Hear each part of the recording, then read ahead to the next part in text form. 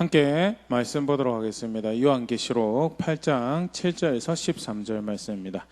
요한계시록 8장 7절에서 13절 말씀 함께 읽도록 하겠습니다. 첫째 천사가 나팔을 부니 피 섞인 우박과 불이 나와서 땅에 쏟아지매 땅의 3분의 1이 타버리고 수목의 3분의 1도 타버리고 각종 푸른 풀도 타버렸더라.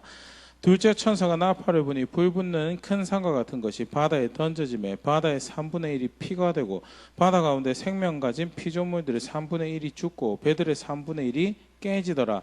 셋째 천사가 나팔을 부니 횃불같이 타는 큰 별이 하늘에서 떨어져 강들의 3분의 1과 여러 물샘에 떨어지니 이 별 이름은 쓴 쑥이라. 물의 3분의 1이 쓴 쑥이 되매 그 물이 쓴물이 되므로 많은 사람이 죽더라. 넷째 천사가 나팔을 부니 해 3분의 1과 달 3분의 1과 별들의 3분의 1이 타격을 받아 그 3분의 1이 어두워지니 낮 3분의 1은 비춤이 없고 밤도 그러하더라. 내가 또 보고 들으니 공중에 날아가는 독수리가 큰 소리로 이르되 땅에 사는 자들에게 화가 있으리니 이는 새 천사들이 불어야 할 나팔 소리가 남아 있음이로다 하더라. 아멘. 우리 계속 요한계시록 말씀 살펴보고 있는데요. 일곱 제인이 떼어졌을 때 일곱 나팔이 소개되어지고요. 일곱 나팔로 이제 장면이 넘어가고 있죠. 나팔 지난 시간까지 해서 나팔에 대해서 같이 좀 생각을 해봤었고요. 오늘 구체적으로 이제 첫째 나팔에서 넷째 나팔로 이루어지는 이제 하나님 재앙 또는 한 영원한 나라를 세워가시는 모습 또는 여호와의 날이 가까이 다가오는 그런 정황의 모습들을 함께 살펴볼 텐데요. 이 후에도 사실은 그런 장면이 좀 등장하긴 하지만요. 특별히 이 나팔 재앙 또는 이 상황에서요. 학자들이 이 많은 부분들이 출애굽의 재앙과 유사한 모습을 보여주고 있는 것에 대해서 이야기를 합니다. 실제로 하나님께서 하나님 백성들에게 메시아의 나라, 회복되는 하나님의 나라 또는 백성의 회복을 이야기하시면서 내가 예전에 너희를 애굽의 손에서 건져내었던 것처럼 내가 너희를 건져낼 것이다 라는 그런 말씀을 하시면서요. 그 메시아의 나라가 세워질 때 또는 이스라엘 백성이 회복되어질 때 또는 그렇게 그 대적들에게 심판이 임할 때 예전에 애굽에게 행하였던 그런 재앙이 재현될 것에 대한 그런 이해들이 백성 가운데 있었고요. 그것이 요한계시록에 다시금 표현되면서 첫 번째는 얼마나 요한계시록 자체가 구약의 이해 가운데 기록이 되어지고 있는가라는 그러니까 하나님 말씀에 느닷없이 등장한 예언서라기보다는 묵시책이라기보다는 철저하게 오경의 기반을 둔 선지서의 기반을 둔 오경의 기반을 둔 선지서 또 그렇게 그 구약의 기반을 둔 신약 그리고 그 신약의 마지막을 장식하는 책으로서 그 깊은 그 백그라운드 그 구약의 그 이해 가운데 그 하나님 나라의 완성을 그 영원한 나라를 세워가시는 이들을 이제 기록하고 있음에 대해서 보일 수 있는 부분이고 해석도 사실 그런 차원에서 이제 진행되어야 되겠죠. 출애굽 사건의 재현에 대해서 이렇게 언급을 하고 있는 선지서 말씀을 잠깐 간단하게 보면요. 이사야 10장 24절에서 26절 그러므로 주 만군의 여호와께서 이르시되 시온에 거주하는 내 백성들아 아수르가 애굽이 한 것처럼 막대기로 너를 때리며 몽둥이를 들어 너를 칠지라도 그를 두려워하지 말라. 내가 오래지 아니하여 내게는 분을 그치고 그들은 내 진노로 멸하리라 하시도다. 만군의 여호와께서 채찍을 들어 그를 치시되 오래 반석에서 미디안 사람을 쳐 죽이신 것 같이 하실 것이요 막대기를 드시되 바다를 향하여 애굽에서 하신 것 같이 하실 것이라. 아수르가 이스라엘 백성들을 괴롭히는 것에 대해서 하나님께서 두려워하지 말라고. 그런데 그 비유를 어떻게 하시냐면 아수르가 너희를 괴롭히는 것이 마치 예전에 애굽에서 너희 조상들이 괴롭힘을 당했던 것 같은 것인데 그걸로 두려워하지 말라고. 왜? 내가 갚아줄 거다라고. 너를 향한 진노는 내가 멈출 것이지만 그렇게 하나님과 하나님 백성을 대적한 그들에 대해서 내가 그들의 죄를 물을 것이고, 그때 내가 그를 치는데 맨 마지막 26절에 그렇게 표현하고 있죠. 바다를 향하여 막대기를 들어서 그들을 치시는 모양이, 바다를 향하여 애굽에서 홍해 사건을 연상하는 표현이죠. 그렇게 애굽을 쳐서 건져낸 것처럼 내가 아수르를 대적하여서 너희를 건져낼 것이고 구원할 것이고 내가 그렇게 하나님 백성을 회복시킬 것이다 라고 이야기하시면서 그들을 향한 구원의 약속의 한 모습으로 등장하고 있는 것이, 예전에 내가 애굽에서 그렇게 했던 것처럼 다시금 그 하나님의 대적에게, 백성의 대적에게 애굽에서 했던 것처럼 내가 그렇게 구원을 베풀 것이다 라는 그런 표현이 등장하고 있는 부분이죠. 미가 선지자를 통해서 미가 7장 15절 17절 이르시되 네가 애굽 땅에서 나오던 날과 같이 내가 그들에게 이적을 보이리라 하셨느니라. 그 이르되 여러 나라가 보고 자기 세력을 부끄러워하여 손으로 그 입을 막을 것이요 귀를 막힐 것이며 그들이 뱀처럼 티끝을 핥으며 땅에 기는 벌레처럼 떨며 그 좁은 구멍에서 나와서 두려워하며 우리 하나님 여호와께로 돌아와서 주로 말미암아 두려워하리이다. 애굽 땅에서 나오던 날과 같이 큰 이적을 보일 것이다. 애굽 땅에서 나오던 날 10가지 재앙 대표적인 거고, 홍해, 그 다음에 광야에서 행하셨던 그런 이적들, 대적들을 치셨던 그런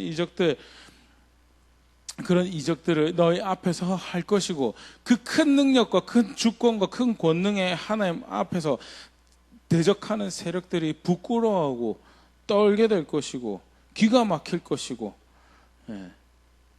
하나님으로 인해 두려워하는 일들이 벌어질 거에 대해서 여전히 앞에 내용과 비슷한 이사야 선지자 하셨던 말씀 비슷한 것처럼 하나님 백성의 회복 또는 그 메시아의 나라의 회복에 대해서 이야기하시면서 애굽 땅에서 했던 같은 그런 놀라운 일들을 내가 할 것이다. 예레미야 선지자의 성에서 예레미야 23장 7절 8절 그러므로 여호와의 말씀이나 보라 날이 이르리니 그들이 다시는 이스라엘 자손을 애굽 땅에서 인도하여 내신 여호와의 사심으로 맹세하지 아니하고 이스라엘 집 자손을 북쪽 땅 그 모든 쫓겨났던 나라에서 인도하여 내신 여호와의 사심으로 맹세할 것이요 그들이 자기 땅에서 살리라 하시니라.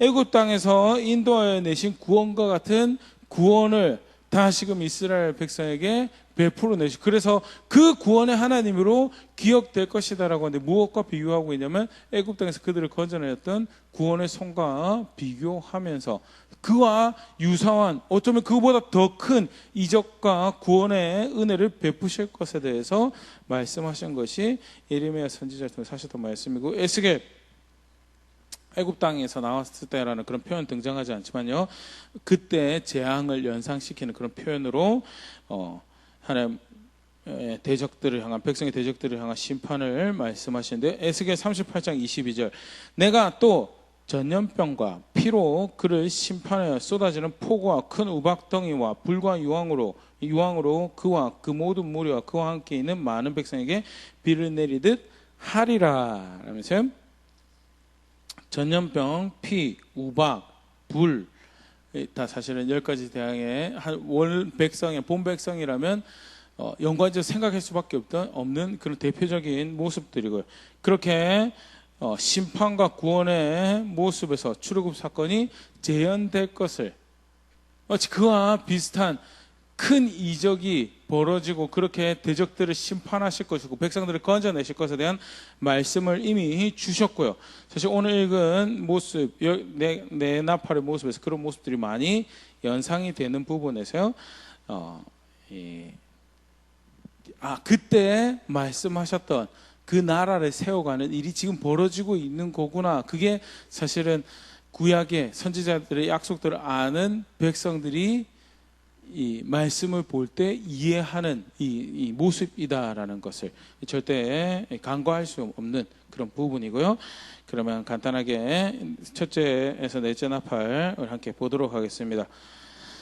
첫째 나팔을 부는데 피 섞인 우박과 불이 나와서 땅의 3분의 1이 타고 수목의 3분의 1이 타고 각종 푸른 풀도 타버렸더라. 10가지 재앙 중에서 우박을 통해서 이스라엘 땅, 애굽 땅을 심판하셨던 모습을 연상하도록 하죠. 출애굽기 9장 23절 25절 모세가 하늘을 향하여 지팡이를 들매 여호와께서 우레소리와 우박을 보내시고 불을 내려 땅을 달리게 하시니라. 여호와께서 우박을 애굽 땅에 내리심에 우박이 내림과 불덩이가 우박에 섞여 내림이 심히 맹렬해 나라가 생긴 그때로부터 애굽 온 땅에는 그와 같은 일이 없었더라.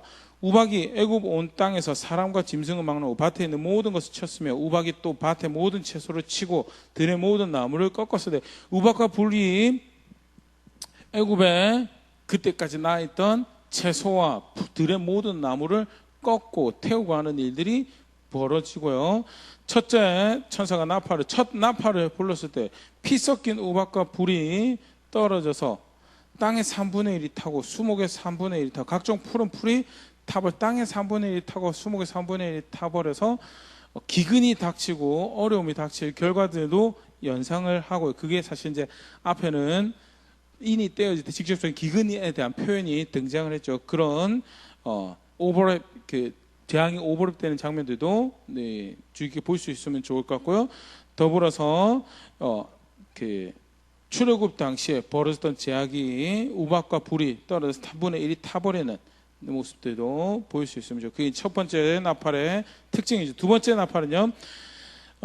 나팔을 보니 불 붙는 큰 산 같은 건 바다에 떠졌는데 바다의 3분의 1이 피가 되더라는 바다의 3분의 1이 피가 되고 바다의 생명체가 3분의 1이 죽고 배들의 3분의 1이 깨지더라라는 배들의 3분의 1이 깨지더라라는 대목의 학자들이 경제적인 큰 타격이 사실 배가 3분의 1이 바다의 배가 3분의 1이 깨진 건 한 나라의 사건으로 국한되는 거죠. 교역과 물자를 공유하는 지금도 사실 그렇지만 과거에 이 편지가 쓰일 당시에도 이미 로마에 의한 체제가 잡혀 있는 상황, 교역이 활발하게 벌어지고 있던 상황이에요. 지금 더 심하죠. 그 중에서 배가 3분의 1이 전 세계적으로 경제적으로 큰 일이 닥쳐질 것을 암시하는 그런 표현으로도 있는데요. 그것보다 더 앞서서 바다의 3분의 1이 피가 되더라라는 부분에서요. 이집트에 벌어졌던 첫 번째 재앙, 물이 피가 되는 재앙의 모습을 연상시키죠. 출애굽기 7장 20절에서 22절 모세와 아론이 여호와께서 명령하신 대로 행하여 바로와 그의 신하의 목전에서 지팡이를 들어 나일강을 치니 그 물이 다 피로 변하고 나일강에 고기가 죽고 그 물에서는 악취가 나니 애굽 사람들이 나일강 물을 마시지 못하며 애굽 온 땅에는 피가 있었다라는 것을 연상시키면서요. 동일하게 선지자를 통해서 말씀을 애굽 땅에 행하였던 그 일을 행하시며 한 나라를 세워가시는구나. 하나님을 거역한 하나님 대적한 나라와 문화를 사회를 역사를 심판하시는구나라는 모습들을 볼 수 있고요. 그렇게 그 둘째 나팔의 특징이죠. 바다에 3분의 1이 피가 되고 바다에 3분의 1이 죽고 배가 3분의 1이 깨지던 것이 둘째 나팔이고 셋째 나팔은 나팔을 보니 횃불같이 타는 큰 별이 하늘에 떨어져 강들의 3분의 1과 물에 여러 물샘이 떨어지니 그 별 이름은 쓴쑥이라. 물의 3분의 1이 쓴쑥이 되매 그 물이 쓴물이 되므로 많은 사람이 죽더라. 먹을 수 없는 물이 하늘에 큰 유성이나 유성이죠. 유성 같은 걸로 생각을 해볼 수 있고 그게 떨어져서 강의 3분의 1이 먹을 식수로 공급되어지는 물의 3분의 1이 훼손되어지는 일이 발생, 먹을 수가 없는 물이 되고 독이 있어서 사람을 상하게 하고 죽게 하는 그런 물이 되는 거에 대해서 우리가 방금 살펴봤던 나일강 물이 피가 되어서 애국 사람들의 식수가 이렇게 망고지게 되는 그런 모습도 볼 수 있는 그런 대목인가 하면요. 출애굽 관련해서는 마라에서 이렇게 반역하고 거역하는 백성들의 실체가 드러나는 대목이고 그러나 하나님이 그들의 치료자가 되고 그 하나님을 따르는 것이 그 말씀에 순종해서 그 법을 지키는 것이 그들이 살게 되는 것을 배웠던 그 장면이 바로 쓴물과 관련된 마라의 쓴물과 관련된 그런 모습이고요. 이렇게 광야에서 하나님 대적하는 백성들이 마주했던 반역하는 백성이 마주했던 쓴물을 연상하게 하는 그런 대목이기도 하죠. 아울러서 그 심판하시는 모습에서 쓴 쑥을 이렇게 쓴 것을 마시는 것이 언급되었던 것이 이 예레미야를 통해서 이야기가 되어지는 것도 있는데요. 예레미야 9장 15절. 그러므로 만군의 여호와 이스라엘 하나님께서 이와 같이 말씀하시니라. 보라, 내가 그들 곧 이 백성에게 쑥을 먹이며 독한 물을 마시게 하고, 이건 이제 거역한 본 백성에 대한 심판의 말씀에서 하셨던 건데요. 거역하는 백성들에 대한 심판에 쓴 쑥이 독한 물이 언급되고, 예레미야가 3장 15절. 나를 쓴 것들로 배불리시고 쑥으로 취하게 하셨으면서 하나의 심판에 얘기되었던 모습이 그러니까 이미 거역한 백성들 심판하셨던 모습에 그런 것이 이제 표현이 되어져 있고요. 그것이 후에는 전 세계적으로 크게 하나님께서 대적하시고 심판하시면서 한 나라를 세워가신 것으로 표현이 되어지고요. 아울러서 출애굽 당시의 모습들도 연상을 하게 하는 그런 대목이 언급되어 준 게 세 번째 나팔이 불려졌을 때 벌어진 일이고, 네 번째 나팔, 해의 3분의 1, 달의 3분의 1, 별의 3분의 1이 타격을 받아서 어두워졌더라. 그래서 심지어 낮의 3분의 1도 비침이 없더라. 밤도 마찬가지고, 이게 대표적인 이 흑암의 재앙을 연상하는 그런 표현이죠. 출애굽기 10장 21절 22절. 여호와께서 모세에게 이르시되 하늘을 향하여 너의 손을 내밀어 애굽 땅 위에 흑암이 있게 하라. 곧 더듬을 만한 흑암이니라. 모세가 하늘을 향하여 손을 내밀매 캄캄한 흑암이 3일 동안 애굽 온 땅에 있어서, 말씀하셨던 것처럼 애굽을 하나님 앞에서 완강과 강팍함을 계속적으로 회개하지 않고 그들의 죄됨을 움켜쥐고 있는 자들에 대해서 그 죄가 죄인 것을 밝히 보이시고 그것을 대적하시는 하나님의 심판으로 등장했던 흑암이 세상의 마지막 때 하는 백성 심판하신 모습 다시 등장을 하고 있고요. 이 일이 벌어지는 일이 왜 벌어지고 있는가 또 다시 한번 더 확인하는 그런 모습이죠. 더불어서 앞서 선지자들을 통해서 말씀하셨던 것이 이루어지고 있는 아모스 5장 18절에 화 있을진저 여호와의 날을 사모하는 자 너희가 어찌하여 여호와의 날을 사모하느냐 그 날은 어둠이요 빛이 아니라면서요. 여호와의 날이 가까이 왔을 때 한 모습으로 어둠이 있을 거에 대해서 이야기는 비유적인 표현이긴 하지만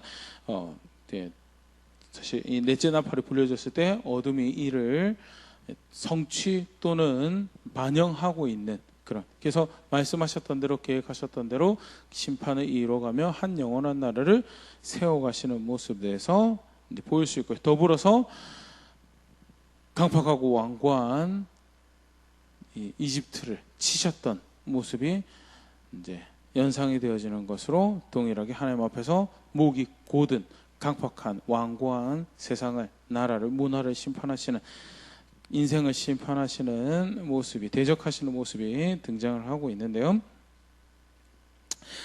또 한 가지 사실 같이 보면요, 반복적으로 등장하는 표현이 있습니다. 3분의 1, 땅의 3분의 1, 수목의 3분의 1, 그러니까 쉽게 말해 3분의 2가 남죠. 바다도 3분의 1, 바다에 사는 생물도 3분의 1, 배도 3분의 1, 다음에 강도 3분의 1, 물도 3분의 1, 해, 달, 별도 3분의 1, 낮도 3분의 1, 밤도 3분의 1.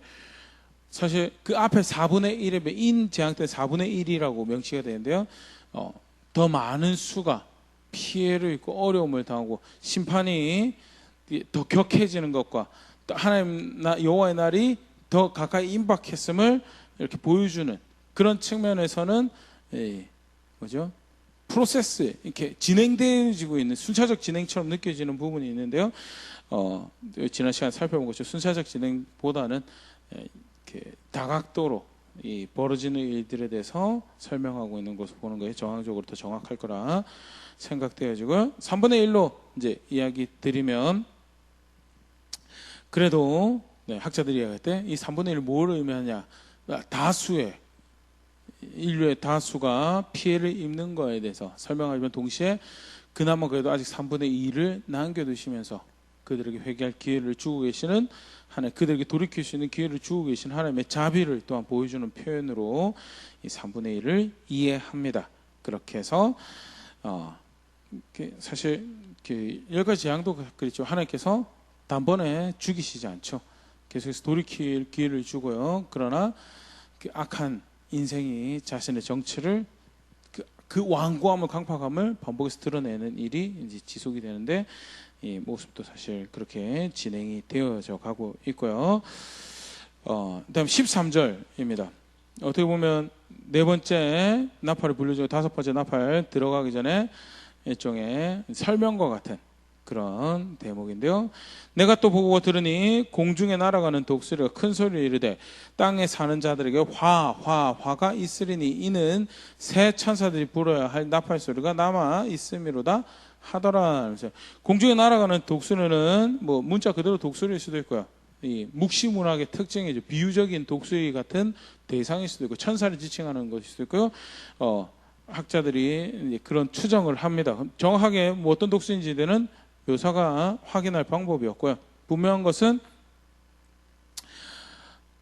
지금 이 3분의 1이 죽지 않았다라고 남겨졌다는 것이 마치 그들이 그래도 죽은 자들보다는 잘해서 죽은 자들보다는 환난 가운데 상한 자들보다는 그래도 나름 의로워서 살아남은 것이 아님에 대해서 아직 하나님이 그 죄에 대한 죄인을 향한 진노는 끝나지 않았고 격렬한 나팔 소리가 울려 퍼질 거에 대해서 그 재앙이 그렇게 하나님이 죄를 미워하시는 그것을 드러내신 것들이 아직 남아 있음에 대해서 특별히 화가 있도다라고 세 번이나 연거푸 언급되어진 부분에 대해서는 분명하고 강력한 하나님이 그 죄에 대한 미워하심이 이렇게 있을 것에 대한 확실한 것, 성경의 반복이 사실 의미하는 바가 그렇죠. 확실한 그 하나님의 진노하심이 재앙이 있을 것에 대한 이제 표현으로 이렇게 등장하고 있는 것을 이렇게 보일 수 있는데요. 원론적인 질문을 오늘 본문 보면서 다시 한번 더 하겠습니다. 왜 이런 일이 벌어지는가에 대해서 왜 이런 일이 벌어지는가? 그래서 굉장히 끔찍한 일이죠. 땅의 3분의 1이 타고 수목의 3분의 1이 타고 푸른 풀이 3분의 1, 바다의 3분의 1이 피가 되고 배의 3분의 1이 깨지고 바다 가운데 사는 생물의 피조물의 3분의 1이 죽고 물의 3분의 1이 쓴물이 돼서 많은 사람이 그로 인해서 죽게 되고 해, 달, 별 3분의 1이 타격에서 낮에 3분의 1이 빛을 잃고 밤에 3분의 1이 빛을 잃는 일이 발생하는 왜 이런 일이 그리고 거기서 끝나지 않고 화로다 아직 더 끔찍한 일들이 남아있도다라는 일이 왜 벌어지는가에 대해서 죄 때문이죠. 분명하게 사실은 요한의 환상이죠. 교회에 전해지는 메시지 왜 이런 일이 벌어지는가 분명히 다시 보일 수 있는 게 무엇이 이런 심각한 일을 초래하였는가 죄가 그렇다라는 것. 그러면서 다시 한번 보면 확인하는 사실이죠. 하나님은 죄를 미워하신다. 절대 죄를 기뻐하시지 죄를 용납하시지 않으시는 분이시다라는 것.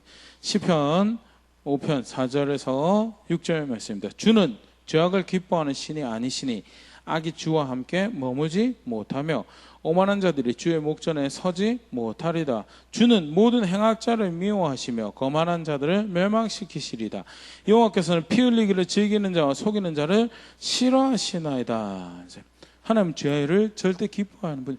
같이 오늘 말씀 보는 가운데 분명하게 계시록을 특별히 요한계시록 일곱 인도 마찬가지지만 일곱 나팔을 통해서 우리 오늘 살펴본 네 나팔 이 끔찍한 일 분명하게 이야기하고 있는 게 있어요. 뭐 이야기하고 계세요? 하나님 이만큼 죄 싫어하신다라고 죄를 미워하신다라고 절대 악을 행하는 것이 하나님 앞에서 용납되지 못하고 함께하지 못하고 하나님은 모든 악을 행하는 자를 미워하시고 거짓말하는 자를 멸망시키실 것이며 피 흘리기를 즐기는 자와 속이는 자를 싫어하시는 하나님이시다라는 세상의 주권자가 역사를 경영해 가시는 분이 그렇게 죄를 싫어하시는 분이시다라는 죄를 미워하시 죄를 대적하시는 분이시다라는 것 다시 한번 더 분명히 보일 수 있고 그러면 성도가 교회가 하나님 모든 하나님 백성 이 요한계시록을 받은 모든 백성들이 경각심을 가져야 돼.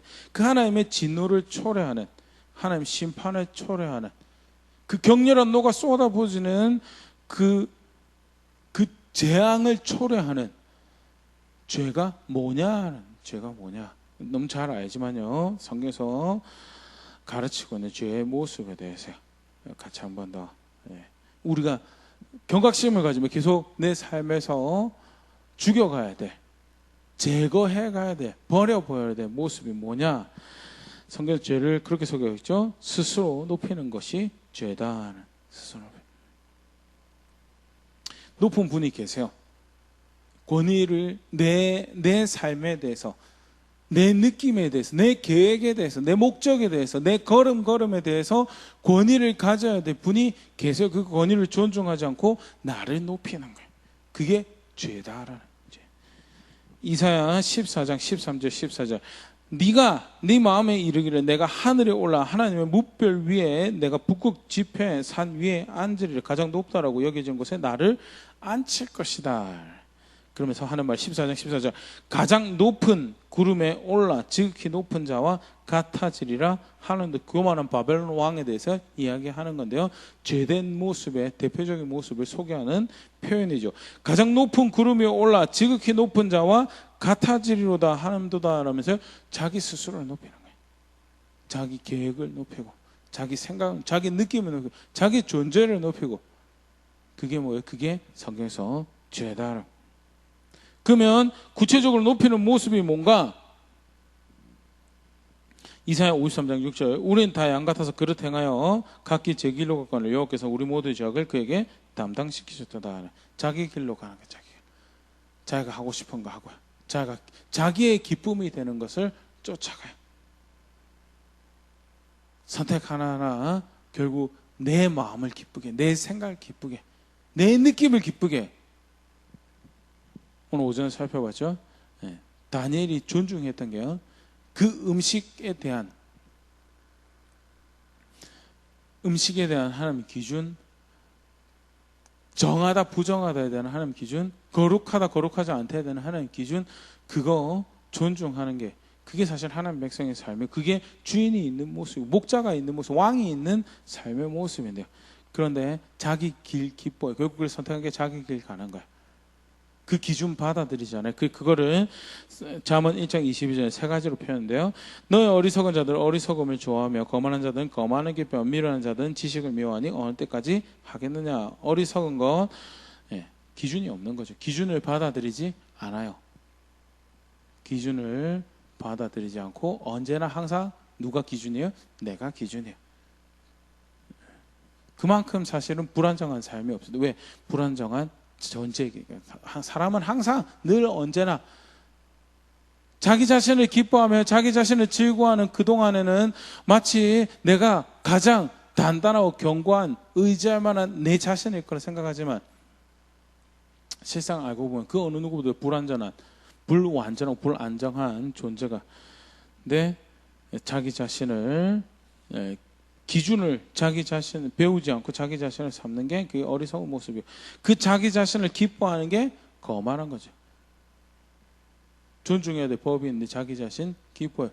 사실 자기 자신 기뻐해가지고 벌어지는 범죄의 모습이 너무나 요새 뉴스를 보면 계속해서 나오죠. 계속해서 나와요. 격리적 떠나지 말라는 것도 자기 자신 기뻐하는 거 계속 아무리 법이 정해져 있어도 자기 자신 기뻐해요. 그게 뭐냐? 그게 죄고요.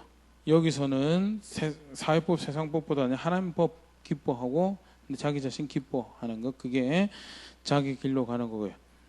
그걸 부끄러워하지 않아요. 그게 미련한 거죠. 그래서 기준이 없고 자기 자신 기뻐하고 그걸 부끄러워하지 않는 게 그게 자기 길로 행하는 대표적인 모습이고요. 그게 뭐냐? 그게 죄다라는 게 죄다. 결국 그게 뭘 이야기를 하느냐? 왕을 인정하지 않는 거죠. 왕이 있습니다. 분명히 있습니다. 비유적인 표현으로 사실은 해석을 한 건데 사사기 21장 25절 그때 이스라엘에 왕이 없으므로 사람이 각기 자기의 소견에 옳은 대로 행하여 실제로 사사 시대에는 왕이 없었어요. 그런데 표면적으로 만주고 느껴질 수 있는 왕은 없었지만 살아계신 하나님 백성의 왕으로서 사사들을 통해서 자신의 경영을 나타냈죠. 그럼에도 불구하고 왕 없는 백성처럼 법 없는 백성처럼 권위와 질서가 없는 백성처럼 각자 자기의 마음에서 자기의 소견에 옳은 대로 행하죠. 철저하게 왕을 대적하고 왕을 부인하는 삶을 살았고요. 암흑기 같은 300년의 시간이죠. 근데 그게 뭐냐? 바로 죄다. 왕이 분명히 존재하는데 왕을 존재하지 않는 이처럼. 그러면 그게 뭐예요? 왕을 대적하는 거, 왕을 거역하는, 그게 자기 자신을 왕 앞에서 높이는 거예요. 그게 왕의 길이 있음에도 자기 길을, 그걸 성경에서 뭐라고? 그게 죄다라, 죄. 처음 죄를 지었던 대목에서도 비슷한 표현이 등장. 창세기 3장 17절 아담에게 이르시되 네가 너의 아내의 말을 듣고 내가 너에게 먹지 말라는 나무의 열매를 먹었은즉 땅은 너로 말미암아 죄를 받고 너는 너의 평생 수고하여 그 서산을 먹으리라. 왕이 있으면 왕의 말을 들어야 돼, 맞죠? 왕의 법을 존중하고, 그게 그 나라에 살아가는, 아무리 그 통치를 위임받은 존재라 하더라도요, 왕이 있으면 왕이 있는 것을 존중해서 그의 말에 따라 살아가야 되는데, 누구를 왕 삼았어요? 아내를 왕 삼았어요. 그래서 아내 말 듣고 왕이 정작 먹지 말란 나무의 열매를 먹고 살아서 왕이 없는 것처럼 그 왕을 인정하지 않는 자리, 그게 최초의 범죄의 죄목이었고요. 사실은 그게 죄죠. 죄. 왕이 있는데 왕이 없는 것처럼. 그런 죄가 무엇을 야기하느냐? 하나님의 진노를 야기하고 하나님의 심판을 야기하고, 오늘 우리가 계시록에서 확인했던 그 재앙을 야기하는 모습이다라는. 교회 분명히 메시지를 전하고 있죠. 이 계시록 말씀요. 그 죽는 길이다. 그거 망하는 길이다라고. 순간 그게 기쁨이 되고, 그래서 내 마음에 옳은 것을 선택하고, 내 기분에 옳은 것을, 내 계산에 옳은 것을 선택해서 그것이 이루어질 때 그것을 기쁨 삼고 만족 삼고 살아가면 인생의 찰나의 시간은 흡족하겠죠. 기쁘겠죠. 행복하겠죠. 그러나 그게 정말 사는 길이다. 아니다. 죽는 길이다. 그 죽는 길이다. 왜? 하나님 그거 기뻐하지 않거든. 하나님 그거 미워하거든. 하나님 그거 싫어. 하나님께서 그걸 대적하시고 하나님께서 그 끝을 멸망이라고 하시거든. 그래서 교회가, 성도가 선택해야 될 건 그 길이 아닌 거에 대해서 경각심을 가지도록 다시 분명한 하나님의 어떠하심을 보여주고 있고요. 또 말세를, 마지막 때를 살아가고 있는 그런 어려움이 있을 때 죄를 기뻐하지 않는 하나님을 다시 확인하고, 더불어서 이런 어려움이 발생하는 것이 다름 아닌 그 전에 이야기하셨던 한 영원한 나라를 세워가고 있는 시간인 거예요. 그래서 그 나라를 준비하고 그 나라를 기대하는 마음으로 걸음을 옮겨가야 될 것을 도전하는 한 대목, 오늘 간단하게 다시 한번 살펴봤는데요. 한번 다시 말씀 앞에 정직하게 돌아볼 수 있으면 좋을 것 같습니다. 하나님 이토록 죄를 기뻐하지 않으십니다. 죄를 싫어하시고 악을 행하는 자를 미워하시고, 절대 그 악을 행하면서 하나님과 동행할 거라고, 하나님과 함께 할 수 있다라고 믿는 것은 성경에 존재하지 않는 신앙이고 존재하지 않는 믿음이다라는 것. 나는 내가 섬기고 있는 하나님을 어떻게 대하고 있는가, 무엇을 하면서 그와 동행하고 있다고, 그의 백성이다라고, 그와 함께하는 백성이라고 그렇게 고백하고 그를 믿는다라고 살아가고 있는가, 스스로 높이는 것, 다 기뻐합니다. 자기 길로 가는 거 너무나 기뻐합니다. 어떻게 해서든 조금이라도 그 왕 권위 아래, 질서 아래 살아가는 것보다는 그 질서를 존중하지 않고, 통치를 존중하지 않고, 그 권위를 존중하지 않고 왕이 없는 것처럼 살아가는 거, 사실 그걸 부추기는 사회에 살아가고 있죠. 그리고 그걸 행복이라고, 만족이라고 속이는, 거짓을 기뻐하도록 만드는 그런 사회에 살아가고 있죠. 그런데 나는 그 가운데서도 하나님을 아는 백성으로 선택하고 살아가야 할 텐데 어느 자리에 있는가, 스스로 속이며 죄라고 하시는 것을 죄가 아니라고, 그게 기쁨이라고 착각하며 선택을 만들어 걸음 옮겨간 자리에 있지는 않은가 말씀까지 돌아볼 수 있으면 좋을 것 같고요. 경각심 가져야 될 말씀 앞에서 철저하게 미워야 될 건 미워해야 되는구나. 싫어야 될 건 싫어야 돼. 반대로 어떻게 해서든 끌어안고 사랑해야 될 것은 사랑하고 기뻐해야 될 것은 기뻐하도록 체질을 바꾸고 마음을 바꿔가는 싸움을 해가는 게 그게 그 신앙이구나라는 것 다시 붙잡을 수 있으면 좋고, 그렇게 하나님 앞에서 우리가 교회입니다, 내가 교회입니다라고 우리가 주의 백성임대로 고백할 수 있는 우리가 될 수 있으면 좋을 것 같습니다.